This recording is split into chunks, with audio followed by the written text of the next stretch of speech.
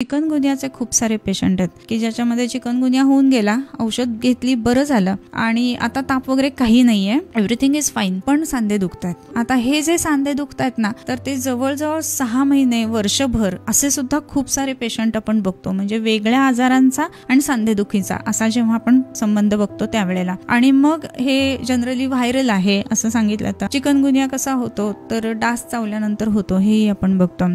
तर आपल्याकडे विशेष करून पुण्यातल्या दवाखान्यामध्ये एक पेशंट आलेली होती। सो तिच्या साधारण वय एक 45च्या आसपास वय होतं तिचं। 6 महिने झालेले होते चिकनगुन्या होऊन आणि 6 महिने तिला त्रास होत आहे सांधेदुखीचा। आणि ह्याच्यामध्ये विशेष करून सकाळी जास्त त्रास असतो, उठताना अक्षरशः तिला हेल्प घ्यायला लागायची, आईदर तिच्या मुलाची, मुलीची किंवा हसबंडची। आयुर्वेदातलं एक वैशिष्ट्य आहे, अगदातली काही वेगळी औषधं सांगितलेत, म्हणजे विषचिकित्सा असं त्याला म्हटलंय।